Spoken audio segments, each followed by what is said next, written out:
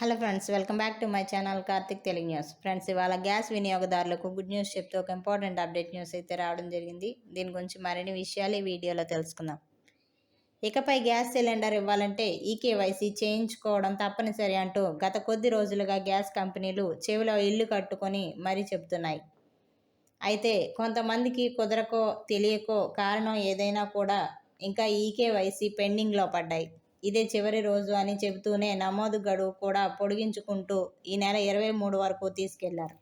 EKYC చేయించుకోవడానికి Aadhaar card వివరాలతో పాటు వేలిముద్రలు కూడా వేయాల్సి ఉంటుంది. ఇకపై ఈకేవైసీ కోసం ఎక్కడో సుదూరంగా ఉన్న గ్యాస్ ఏజెన్సీకి వెళ్ళి నిరీక్షించాల్సిన అవసరం లేకుండానే ఇంట్లోనే ఫోన్ ద్వారా ప్రక్రియ పూర్తి చేసుకోవచ్చు. మీరు ఈ గ్యాస్ సిలిండర్ అయితే వాడుతున్నారో ఆ సంస్థకు సంబంధించిన యాప్లను డౌన్లోడ్ చేసుకొని వివరాలు నమోదు చేస్తే చాలా సులభంగా ఈకేవైసీ చేసుకోవచ్చు. హెచ్పి, ఇండియన్ గ్యాస్, భారత్ గ్యాస్లకు సంబంధించి HP pay app, Indian gas, Indian align one, hello BPCL యాప్లు డౌన్లోడ్ చేసుకోవాలి. వీటిలో మీరు వాడే గ్యాస్ కంపెనీ ఏదైతే ఉంటుందో దాన్ని మాత్రమే డౌన్లోడ్ చేసుకోవాలి.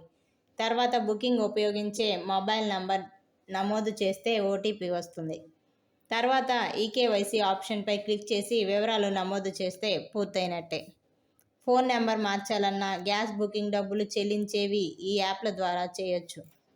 ఈకేవైసీ చేయించుకోకుండా ఉంటే భవిష్యత్తులో సమస్యలు తప్పవని గ్యాస్ కంపెనీలు హెచ్చరిస్తున్నాయి.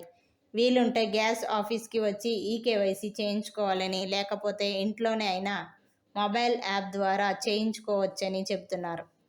ఈకేవైసీ లేకపోతే గ్యాస్ బుకింగ్ నిలిచిపోతుందని, దాంతోపాటు కేంద్రం గ్యాస్పై ఇస్తున్న సబ్సిడీ కూడా అకౌంట్లలో జమ కాదని స్పష్టం చేస్తున్నారు.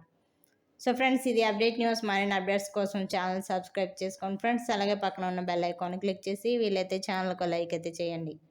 Thank you friends. Thanks for watching this video.